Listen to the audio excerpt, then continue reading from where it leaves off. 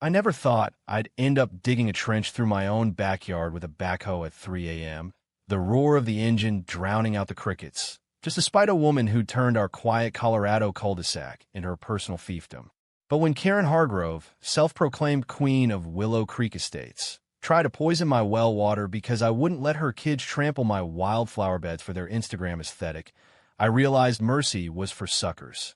That night, as the earth gave way under the blade and the river's lazy current began to shift toward her infinity pool, I whispered to myself, "Sweet dreams, neighbor. This is just the floodgates opening." It started innocently enough, or at least that's what I'd tell the judge if it ever came to that. Willow Creek was one of those cookie-cutter developments plopped down in the foothills outside Denver, where every house looked like it was designed by the same algorithm. 3-car garages, fake stone facades, and lawns greener than a politician's promises. I bought my place 5 years back, right after the divorce, figuring the babbling Willow River snaking through the back would be therapeutic. Little did I know it came with a side of arsenic-laced busybody. Karen moved in 2 summers ago, fresh off a messy alimony win from her third husband, a tech bro who'd cashed out on some crypto scam and left her with enough money to buy half the block if she wanted. But Karen didn't buy houses, she bought grudges. She was the kind of woman who showed up at the first HOA meeting in a Chanel pantsuit, clipboard in hand, demanding we all chip in for aesthetic uniformity, because my solar panels clashed with the colonial vibe. Colonial vibe? In Colorado? I laughed it off back then, but that was before she started the petitions. The hooks sank in deep during the annual block party. I fired up the grill, slinging burgers to a crowd of sunburned dads and wine moms, when Karen waddled over. Yeah, she was pushing 300 pounds easy, all squeezed into a moo-moo that strained at the seams like it was holding back a dam. Her face was a perpetual scowl, jowls quivering as she jabbed a manicured finger at my setup. "This is an HOA violation, Mr. Ellis," she hissed, loud enough for the whole cul-de-sac to hear. Open flames within 50 feet of communal green space? And those weeds you're calling flowers? They're attracting bees. Bees could sting little Timmy. Timmy was her 12-year-old terror, who at that moment was chucking water balloons at my vintage Mustang. I bit my tongue, handed her a plate, and said, "Karen, it's a charcoal grill, same as yours last 4th of July. And the bees? They're pollinators, not pests." The crowd chuckled nervously, but she didn't back down. No, she escalated, right there amid the potato salad, declaring she'd fine me $500 if I didn't rip out my native wildflowers by Monday. Native wildflowers that I'd planted to honor my late mom, who taught me to garden in these very hills. The murmurs turned to whispers, half the neighbors siding with her, because who wants to cross the woman with the purse strings? And I felt the first crack in my resolve. By Monday, the petition was circulating, "Support Karen's Clean and Green Initiative." It had 15 signatures already, including my own spineless across-the-street neighbor, Dave, who'd texted me a thumbs-up emoji like it was no big deal. I confronted her at her mailbox, the river gurgling innocently behind us. "This is bullshit, Karen. Those flowers aren't hurting anyone." She smirked, adjusting her oversized sunglasses that made her look like a bloated fly. "Rules are rules, honey, and I make the rules. Sign it, or I'll make your life hell." Hell came quicker than a summer thunderstorm. First, the anonymous complaints to code enforcement about my unpermitted deck extension. Never mind I'd gotten the permit stamped. Then the passive-aggressive flyers in everyone's mailboxes. "Beware, invasive species in lot 47, with a photo of my yard doctored to look like a jungle." But the real gut punch? The well water. I noticed it one morning while brushing my teeth, a faint metallic tang, like sucking on a penny.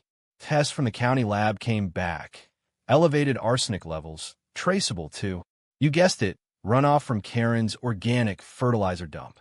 She'd been composting pesticides in her backyard, and during a rainstorm, it leached straight into my aquifer. I confronted her again, this time with the lab report in hand, storming up to her McMansion like a man possessed.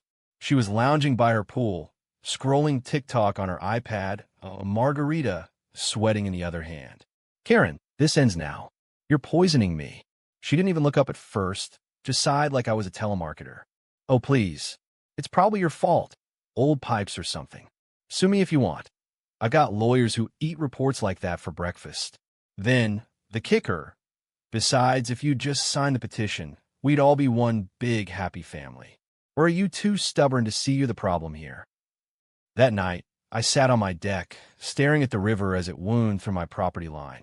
The water rights, those dusty old deeds from when my great-grandpa homesteaded this land, suddenly felt like a loaded gun in my desk drawer. I'd inherited them, sure, but never thought I'd use them. In Colorado, water was gold. Riparian rights meant I controlled the flow on my stretch. Redirect it? Legally, I could dam it, divert it, turn it into a moat if I pleased, as long as I didn't flood the county road. And Karen's precious backyard? It butted right up against my diversion point. One little earth mover, and her oasis would become a swamp. Revenge isn't planned, it simmers. I call my buddy Raul, a contractor from Pueblo who'd owe me a favor since I bailed him out of a bar fight back in college. Need a quiet dig, man. Off the books. He showed up at midnight with the backhoe, headlights dimmed, and we got to work. The riverbed was soft, loamy, easy pickings. By dawn, I'd carved a new channel, 20 feet wide, snaking straight toward her property line.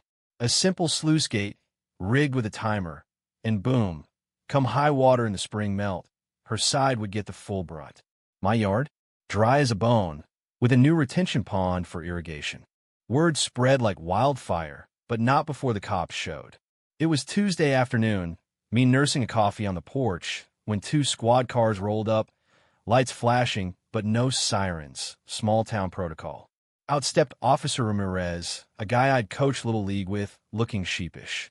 "Jake, we got a call. Neighbor says you're flooding her property." I handed him the water rights deed, notarized and framed like a trophy. "Tell her to read up on Article 9 of the Colorado Water Code. This river's mine to command."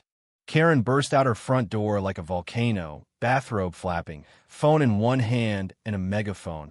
Yes, a literal megaphone in the other. "This is assault. Trespass. I'll have you arrested." Ramirez flipped through the papers, then back at her. "Ma'am, it's his water. Legally." She turned purple, jowls shaking. "But the HOA, the covenants." Turns out, her precious covenants didn't supersede state water law. The neighbors gathered, a mix of popcorn munchers and pearl clutchers, as she ranted about entitled loners ruining our community. Dave, the backstabber, slunk back inside. That was just the opening salvo. What followed was a masterclass in Karen warfare, petitions, lawyer letters, even a GoFundMe for victims of river tyranny. She doxed me on Nextdoor, calling me a divorced eco-terrorist with a grudge. But I had the high ground, literally and legally. Spring came early that year, snowpack heavy from a La Nina winter. The melt hit like a freight train, and my sluice gate, it held firm. Her pool overflowed first, chlorine mixing with mud, turning her lounge chairs into lily pads. Then the basement, mildewed boxes of designer shoes floating like sad rafts. She called the cops again, this time sobbing to the dispatcher about intentional sabotage. Ramirez returned, this time with a county engineer in tow. They measured, tested, nodded. "All above board, ma'am." Karen live-streamed the whole thing, her face a mask of smeared mascara and fury, racking up 10,000 views before the battery died. The comments? A glorious pile-on. "What are you going to do now, Karen?" HOA horror story of a year. Even her own sister chimed in. "Sis, maybe chill on the fines?" But Karen didn't chill. Oh no, she went nuclear. Hired a private investigator to dig into my past. The divorce, the custody battle I'd lost because my ex painted me as unstable. Flyers appeared. Is Lot 47 safe for our kids? With my mugshot from a 20-year-old DUI, expunged long ago. She cornered me at the grocery store, blocking the cereal aisle with her cart. "You think this is over? I'll bury you in court. My husband's money, ex-husband's, whatever. It's endless." I leaned in, voice low. "Lady, money buys lawyers, but it doesn't buy water. Or karma." The HOA meeting that month was a circus. Karen shared it from her laptop, zooming in from a hotel because her house smelled like wet dog. "We need emergency bylaws. Water diversion clauses. The room, packed with folding chairs and folding neighbors, erupted. Old Mrs. Patel, who'd been quiet till now, stood up. "You find us all into the ground, Karen." Jake's the only one fighting back. Cheers. Even Dave mumbled agreement. The vote? 22-3 against her motion. She logged off mid-rant, screen going black. Summer brought the real deluge. Monsoon season hit, and my river, now her river, swelled to biblical proportions. Her landscaped oasis became a retention pond for shopping carts and stray golf balls. The infinity pool cracked like an eggshell, draining her fortune in repairs. I watched from my dry deck, sipping a beer, as contractors hauled out her soggy Louboutins. She tried one last gambit, a class action suit against me and the state, claiming emotional distress. Her lawyer, a slick kid from Boulder, folded after 30 minutes in discovery. Those water rights were ironclad. By fall, the signs went up, "For sale, Willow Creek Paradise." Karen's McMansion hit the market at a loss, stigma of the flood house tanking the price. She moved to Florida, last I heard, chasing condos with no rivers in sight. The HOA dissolved itself, neighbors finally breathing free. Me? I planted more wildflowers, let the river run its original course. Revenge isn't sweet, it's just water under the bridge. But damn, does it flow? Wait, no, that's not the end.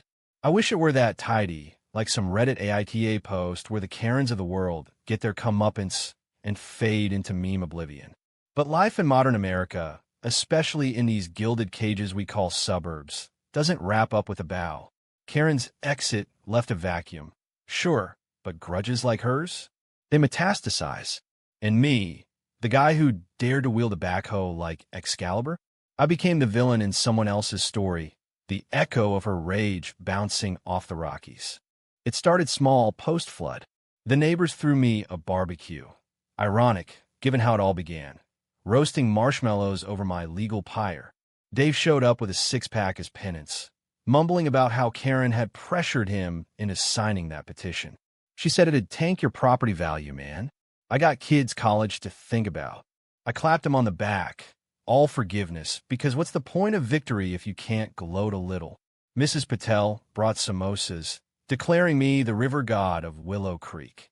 Laughter rippled like the water used to, and for a night, it felt like we'd reclaimed the cul-de-sac. But the internet's a bitch. Karen's livestream had gone viral, clipped and shared across TikTok and Facebook groups. Billionaire widow versus river rogue. Hashtags like Karen Flood Fail and HO Revenge trended locally, drawing trolls from as far as Austin. Then the death threats trickled in, anonymous emails calling me a domestic terrorist, one even with a photoshopped image of my house underwater. I laughed it off at first, forwarding them to Ramirez, who shrugged. Small price for fame, Jake. Block and move on. Fame, though, it brought opportunity. A local news station, KMGH, Channel 7, did a puff piece. Man versus HOA. Who owns the water? They filmed me on the deck, deed in hand, spinning the tale of arsenic wells and petty fines. Ratings gold, apparently. Offers rolled in.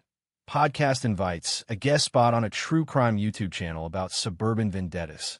I turned most down, but the exposure? It lit a fire under the remnants of the HOA without Karen's iron fist. They reorganized under Mrs. Patel as president, scrapping the aesthetic uniformity crap for actual community stuff. Potlucks, a shared community garden on the old Hargrove lot. That's when the backstabbing kicked in. Not from Karen directly. She was licking wounds in Boca Raton from what her sister spilled over fences, but from her acolytes. Enter Brittany, Karen's 25-year-old stepdaughter from husband number 2, a trust fund influencer with 50K followers on Insta. Brittany had crashed at Karen's during the flood, turning the soggy basement into content. Tearful reels about losing everything to a bully neighbor. Now, with Karen gone, she stayed on, subletting the guest house and plotting her own petty empire. She started a Willow Creek Watch group chat, ostensibly for safety tips, but really a whisper network smearing me as unstable. It escalated at the Fall Harvest Festival. I'd volunteered to man the hayride. Kids in costumes, apple cider flowing, when Brittany cornered me behind the bounce house. She was all yoga pants chic, phone perpetually angled for the perfect selfie, but her eyes? Pure grove venom. You think you're a hero, Jake? Ruining my mom's life for some flowers? She's depressed, you know. Therapy bills stacking up. I kept my cool, handing out candy to a goblin masked tyke. Your mom's a big girl, Brittany. She poisoned my water first. She didn't yell, not her style. Instead, she posted, that night, a thread on Reddit's r/m/asshole. AITA for exposing my neighbor's revenge flood that traumatized my family.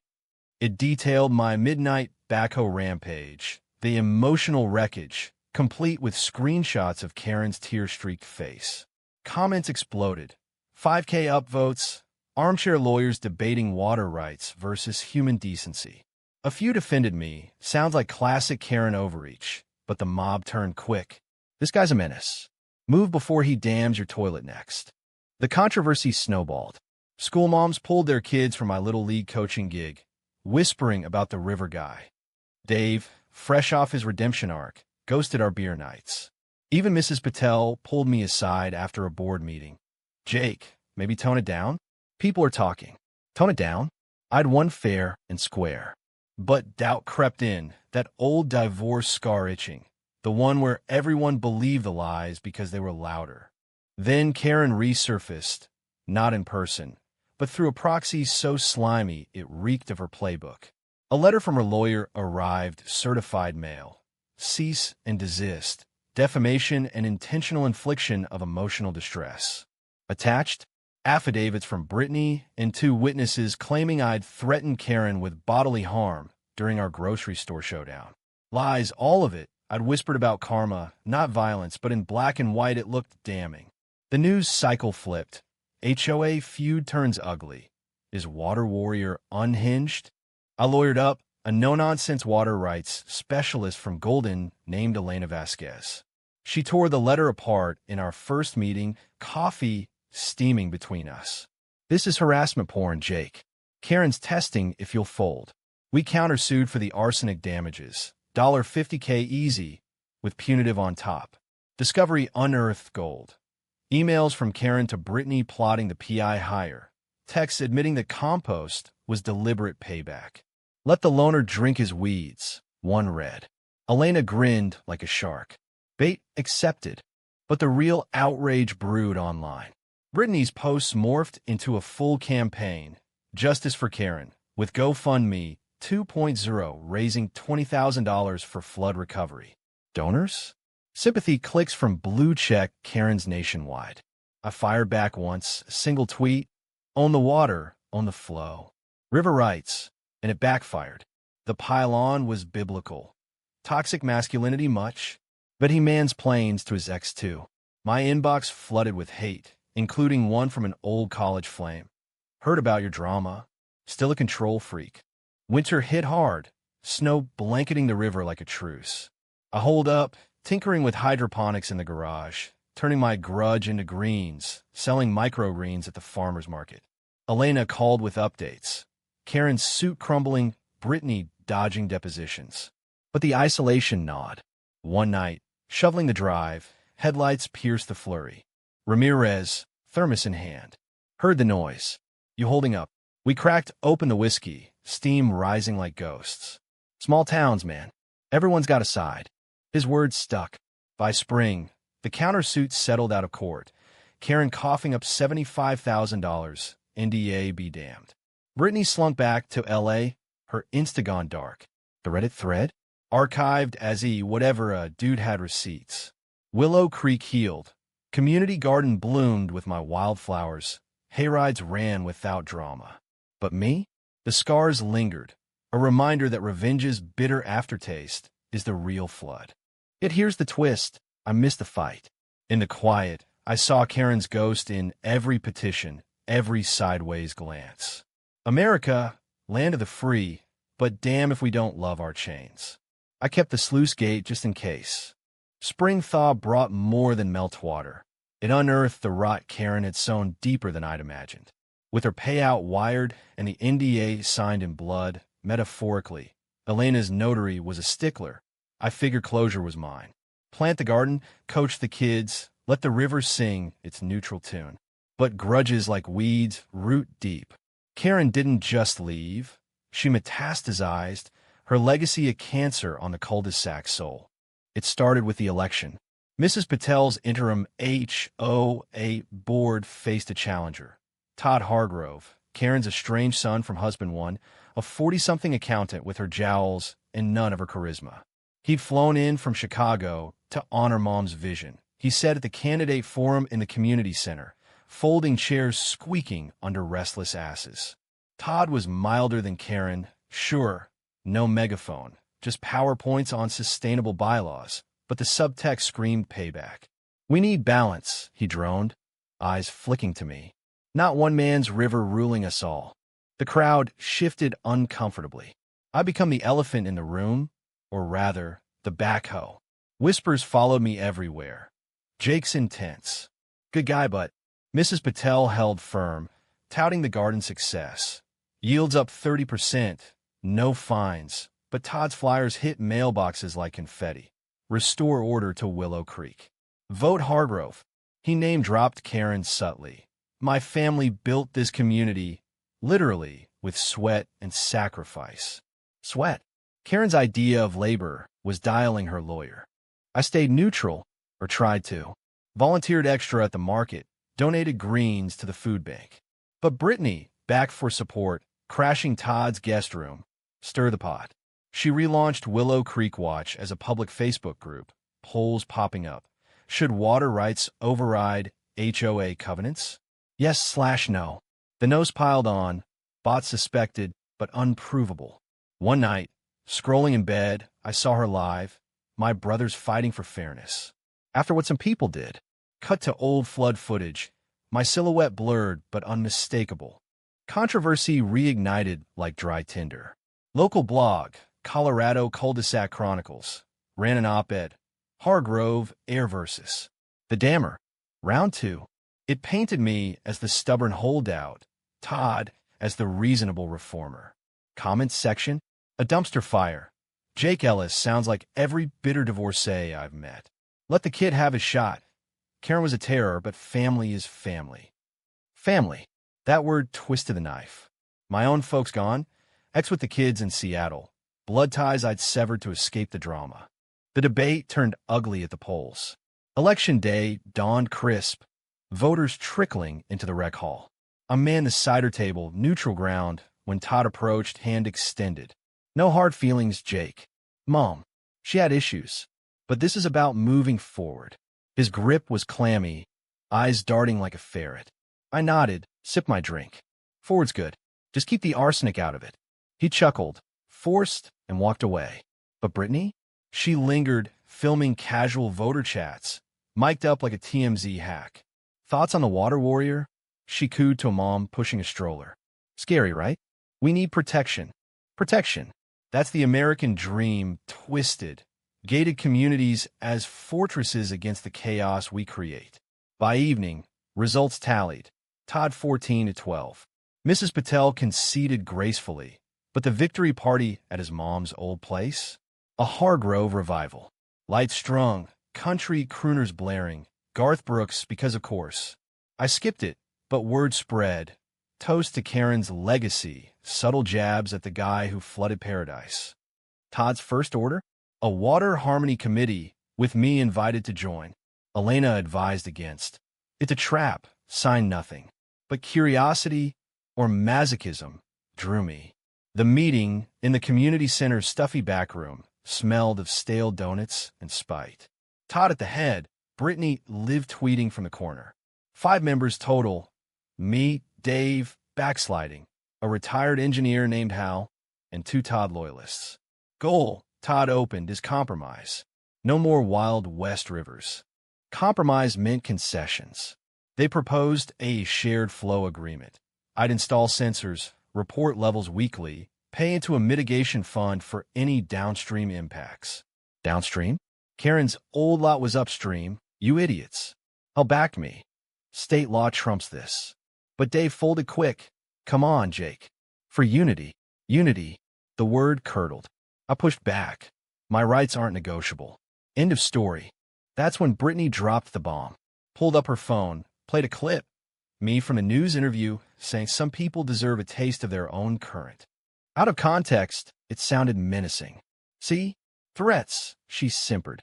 Todd feigned shock. We just want peace, Jake. Peace. This was ambush. I stood, chair scraping. This isn't harmony. It's harassment 2.0. Tell Karen I said hi. Stormed out to crickets, metaphorical ones, at least.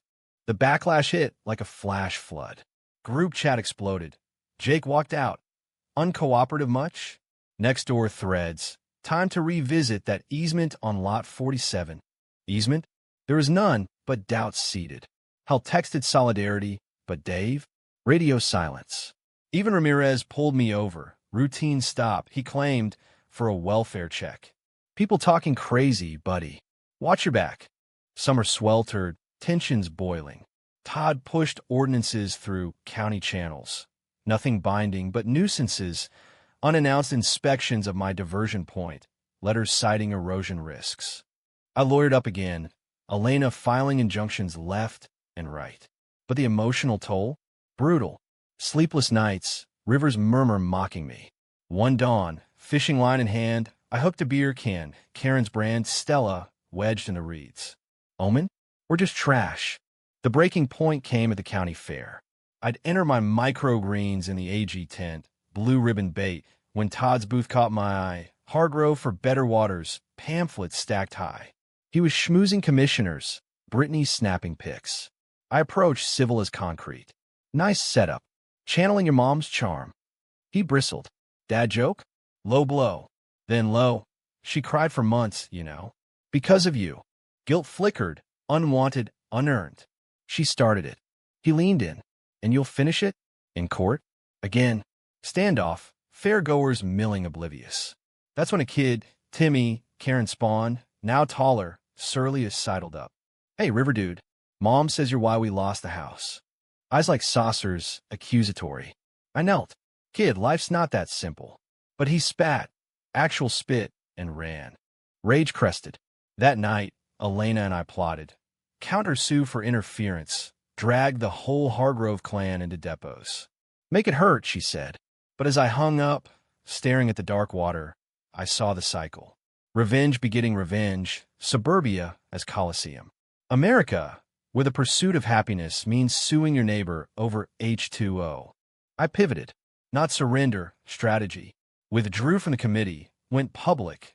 Op-ed in the Post, why water rights matter more than HOA drama. It humanized me. Divorce scars, mom's garden went viral-ish.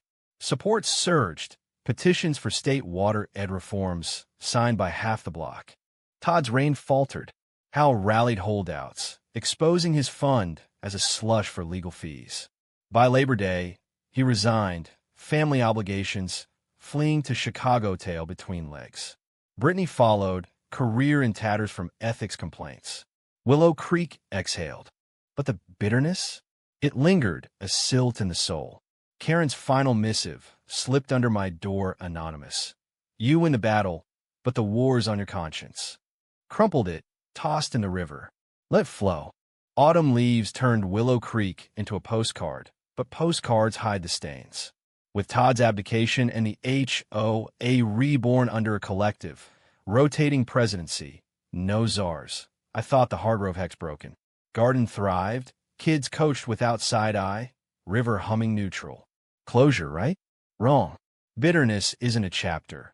It's the epilogue that writes itself, slow and inexorable, turning triumph to ash. It crept in whispers first. The fair spit incident gnawed. Timmy's eyes, mirror of a kid collateral in adult wars. I upped therapy, sessions with Dr. Lena in Denver, unpacking the divorce echo. Control lost, grudges gripped. Revenge feels like power, she said, but it's quicksand. True, but admitting it? Harder than redirecting a river. Publicly, I played hero. The Post op-ed spawned invites. TEDx Boulder on riparian rights in the suburbs. A spot on NPR's Backyard Battles. I spun yarns of arsenic and backhoes. Audiences laughing at Karen's quips. Queen of the cul-de-sac. Checks cleared. Speaking fees funded a trust for my nieces, ex's kids. Vindication tasted like craft IPA, hoppy with a bite. But privately, cracks widened. Dave resurfaced, beers on my deck probing. You ever regret it? The flood? Regret? Nah. But the what-ifs? Yeah. What if I'd sued for the well first, skipped the drama? What if Karen's organic dump was ignorance, not malice? Dr. Lena called it empathy creep, humanizing the enemy post-victory. I resisted, but nights alone, River's lap mocking, I'd scroll her old posts. Boca pics, her at brunches, thinner, smiling forced. One caption, rebuilding, stronger. Blocked her, but the ghost lingered. Then the call came, Ramirez, voice tight. Jake, it's Timmy. Kid's in trouble. Turns out, post-move, the boys spiraled. Truancy, shoplifting, counselor notes citing family upheaval. Karen, in Florida, dumped him back with an Ann in Denver. Our Denver. Timmy landed in juvie for boosting a bike, and the aunt pointed fingers at the flood that broke us. Ramirez, ever the mediator. Not saying it's your fault, man. But talk to him?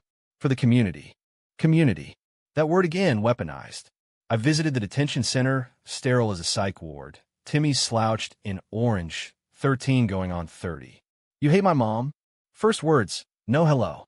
He said. Nah. She was intense. Like a storm. He snorted. You flooded our house cause of flowers? Lame. Honesty hour. I explained the arsenic, the fines, the water war. Omitted the glee of the backhoe. His eyes softened, fractionally. She poisoned you? For real. Nod. Life's messy, kid. Don't let it poison you. He didn't thaw fully, but planted a seed. Letters followed, stilted about comics, school. I replied, sent books. Dr. Lena approved. Redemption arc, Jake. Yours. Maybe. But when Karen called, unblocked number, voice like gravel. Heard you talk to Timmy. Don't think this buys absolution. Click. No rage, just weariness. Her endgame? Eternal grudge. Winter blanketed fresh sins. County hearing on water reforms. My testimony, prep with Elena, pushing for clearer repair and education. Commissioners nodded, but Todd slithered in via Zoom. Expert witness for balance. His pitch. HOA veto on major diversions. Audience murmurs. Sympathy for the little guy against state overreach. Me? The big bad again. Q&A turned ambush. Mr. Ellis, isn't this personal? A vendetta masked as law. I held steady.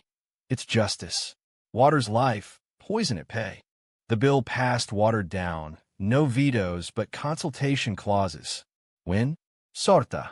But driving home, snow-slicked, I-70, I punched the dash. Victory felt hollow, like damming a dry creek. Back home, deck vigil. River frozen, secrets locked in ice. Spring broke the thaw and the dam. Anonymous tip to code enforcement. My retention pond leaching contaminants. Inspectors swarmed, tests run. Verdict? Clean as Karen's conscience ain't. But the hassle? Weeks of forms, neighbor stares renewed. Dave confessed over fence. Brittany's work. She's back, crashing with Todd's ex. The Hydra regrows heads. Enough. I sold. Not fleeing, strategizing. Listed the lot at peak, water rights bundled, to a young couple from Austin. Eco-lawyers garden nuts. Closing day, they gushed. Love the river story. Legendary. I smiled, handed keys. Drove east to a cabin in the Black Hills, Dakota quiet. No HOAs, just horizon. Last Willow Creek glimpse. Market stall, Mrs. Patel waving. Come back for samosas. Promise made. On the road, radio tuned to NPR, my old segment replaying. Laughed at the backhoe bit. Bittersweet. Karen? Last intel. Florida foreclosure. Moved to a trailer in Georgia. Timmy? Straightening. Credits to me in a letter. Dave? Still spineless, but human. Me? Free, finally. Revenges and isn't sweet or bitter. It's release. The river flows on, unowned, unbound. As it should. Epilogue whisper. If you hear a current murmur at night, it's not ghosts. It's justice gurgling soft. Drink deep, but test the water first.